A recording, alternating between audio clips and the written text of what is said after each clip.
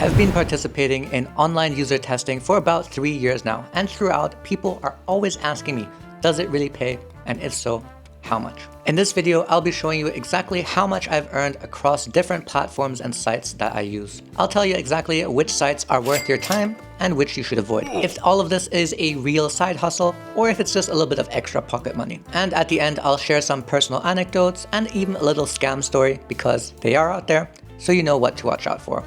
Let's get into it.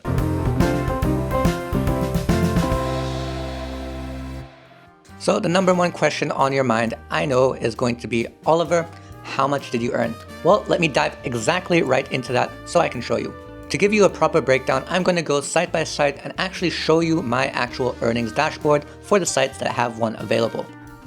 Alright, let's just dive right into the sites. I'll just show you my total earnings and I'll elaborate more on each site at a later point. So we're going to start off with prolific.com.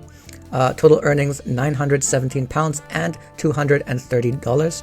So yeah, of course, on different sites, they might pay you in different currencies. This one pays you in pounds and US dollars. So that's this site. Next up is Respondent. Oh, unfortunately, they don't show you the exact amount. Let's click on it. Okay, so 20 bucks, 30, 60, 20, 10, 20, 45, 15, 20, 50, 25, 40, 30, 40, 35, 10, 15, 15. Okay, so I'm not going to go through every single one of these, but basically they end up paying somewhere between, let's say, an average about $30 to $40 for each one. Some of them are way higher, some of them are lower. But yeah, that's just about the average that you get paid for on Respondent for each of the tests. I'm going to say I probably earned on this site somewhere around maybe $800-900. And next up we have Usertesting. Okay, so you see $14,175, yes, $14,000, which sounds a lot, but guys, remember, this is about 3 years worth of testing, so the actual number per month is not quite as significant. But yes, absolutely, Usertesting is the number one site in terms of earnings for me. $14,000. I've completed 1,500 tests at this point, so yeah, I have been highly active here, and I currently have $60 pending. As you can see, they currently pay out 20. As to where before they used to pay out 10. That means also for the interview tasks where they used to pay out 60, they actually pay out 120. So yeah, pretty good. And definitely the one to look out for. Next up, we have testing time, 779 euros. Next up is user interviews, 25, 50, 25, 50, 16, 5, 15, $1. 40, 40,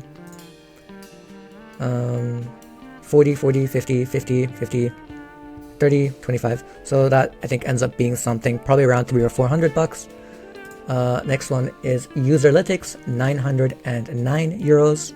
And finally, the final one that's worth talking about at least is Userbrain.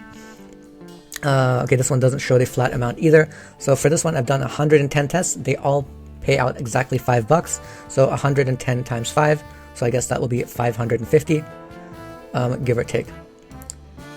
Yeah, $550 on this, and these are the main 1, 2, 3, 4, 5, 6, 7 sites that I've tried at least in the past years, and these are all the ones that have paid me out the most.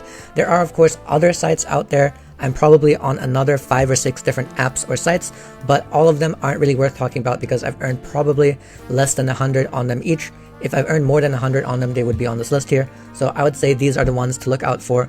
Of course, in particular, Usertesting.com is definitely by far the highest earning site for me.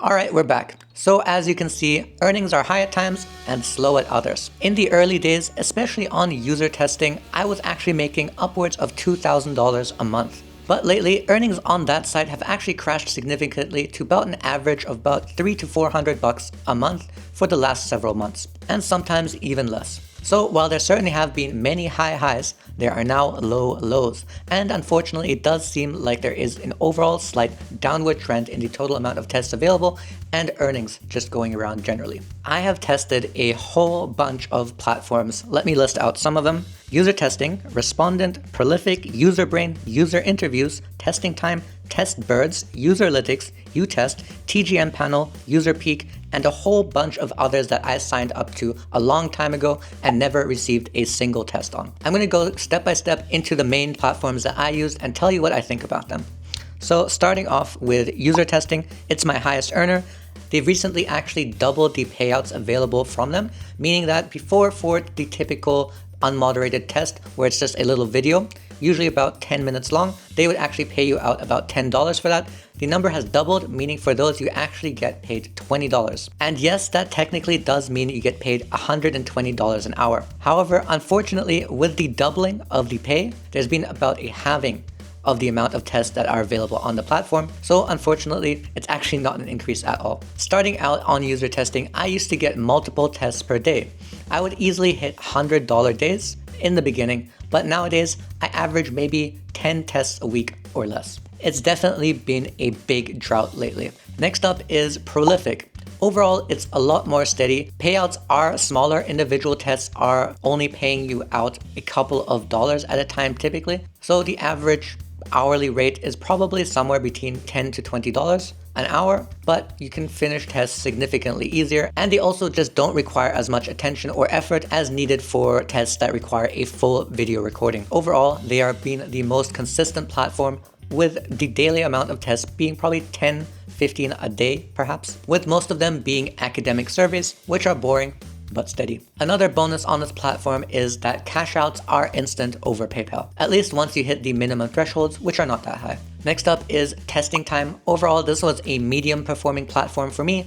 A lot of long form tests, some short form surveys. Honestly, overall, this was sort of a mid-tier platform. I earned decently on there. Tests weren't as available on there. In a week, I would see maybe 10 tests throughout the entire week. So I would go regularly weeks without qualifying for any of them. But when you do, the pay is pretty good. Next up is Testbirds, which is one that I signed up to more recently. They have a different format. Instead of having sort of video reviews or surveys on there, it's a lot more of an actual manual bug reporting formula, meaning they will go and ask you to test a website and you submit bugs in a form. This one I honestly don't really enjoy as much. It doesn't feel as fluid or as dynamic. However, the pay is pretty decent as well. Per task and per bug found, it's somewhere usually between 10, 15 bucks at a time, but just the formatting of it takes a lot more effort, at least for me. Overall, it's a whole lot more manual, and that's why it's not my favorite. However, they do send out probably 10 to 15 tests a week. Next up is Usertesing. Overall, this is a medium to low spectrum site for me in terms of earnings. I would probably get maybe an average of 3 to 4 tests being offered per week, and while they do pay pretty well, they're just pretty rare. Payouts for these tests are typically around 10 to maybe 50 if you land one of those longer interview sessions. And the final one that's really worth talking about is Respondent. Now, Respondent is pretty good about having strong payouts for their tasks. I get a ton of live interview sessions which pay out really well, typically about 50 or 60 bucks an hour. However, a recent change on the site that is pretty unfortunate is that they no longer do cash payouts, at least in amounts under $20. So in amounts under $20, you can actually get paid out via PayPal, but for above that, you can only get paid out via stuff like gift cards, and that's why I currently have hundreds of dollars in Amazon gift cards.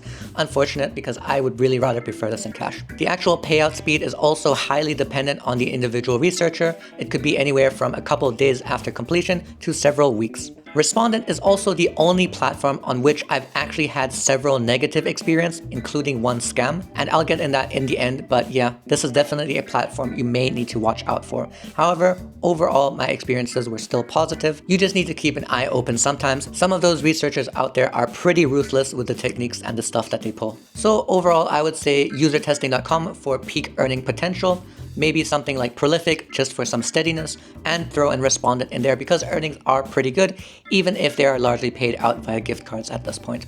Just keep your eyes open. The rest of the sites you can sign up to maybe fill the gaps, but overall, they just simply aren't as steady. So can you treat all of this as an actual real side hustle?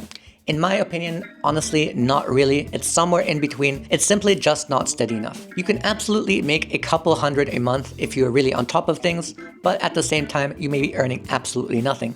It's just that volatile. Tests really do just show up at any time. You might go several weeks with absolutely nothing and suddenly receive 5 on the same afternoon. Just by its nature, it's completely unreliable. Your own ability and reputation to actually leave good reviews is also a significant factor in all of this. Specifically on usertesting.com, the difference between having your account being rated at 4 stars, 4.5 stars, and 5 stars is absolutely significant. In my experience, I typically manage to hover somewhere between 4.5 and 5 stars, and in the unfortunate times where I might drop off from a 5-star rating, I typically see drops of up to 70% in the amount of tests that I get. It is just so important to maintain a good rating on there. So in a sense, your income is heavily tied to the ratings that you can't directly control. You just have to be doing your best. And that's why I think overall the best way to think about this venture is as beer money. Personally, I think I would best see this as a little extra income, or even more than a little, but it's absolutely not steady enough to safely and reliably pay your bills and pay your rent.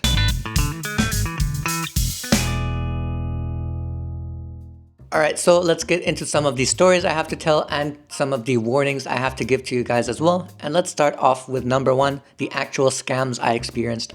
So on Respondent, this was actually a video interview study. It was an AI interview type of thing where I completed the full interview session. I submitted the file, and typically when you do successfully submit the project, the researcher will mark your attendance. This is not something that happened in this case, so I actually did reach out specifically to confirm my attendance, and I was told to wait. And then a couple of days later, I had waited, I sent a follow-up, and they told me to wait some more. 2 weeks later, I again messaged the researcher and they just didn't respond at all. So then I reached out to customer support via email, where I then again got told to wait some more, totaling to about 1.5 months now.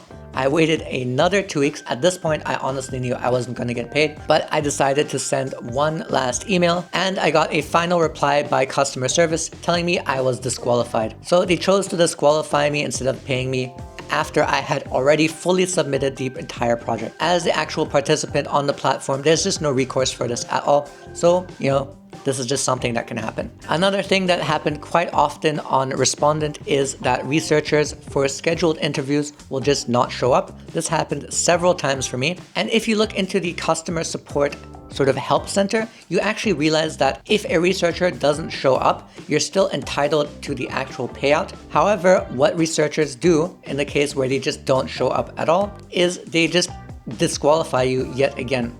And this is something that they typically should be doing a day ahead of time, but they can just do it 1 minute ahead of time or even posthumously, and then you are no longer entitled to the compensation. So yep, especially on Respondent, guys, keep your eyes open because researchers out there are absolutely scamming. There isn't much protection as an actual participant in any of this, so you kind of just have to suck it up.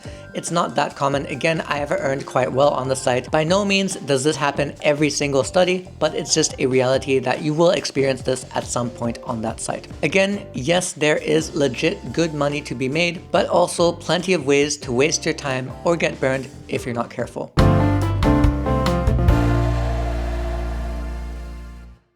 So overall, would I recommend you to get into user testing as a little side hustle or for a little bit of pocket money? Honestly, yes, I would. It isn't steady income. It's inconsistent, seasonal, and really volatile. But overall, as a side hustle, it does work, and it's earned me quite a lot of money. If you're somebody who already works from home, you can absolutely just have an extra tab open on your browser and pounce on tests as they appear. And doing that, you might pad your income by a couple hundred every month. I think that's the safest mindset to go into all of this with. If you guys are interested in more depth user testing content, you can find some more of that on my channel. But if you made it this far, thank you for watching. And of course, as always, take care.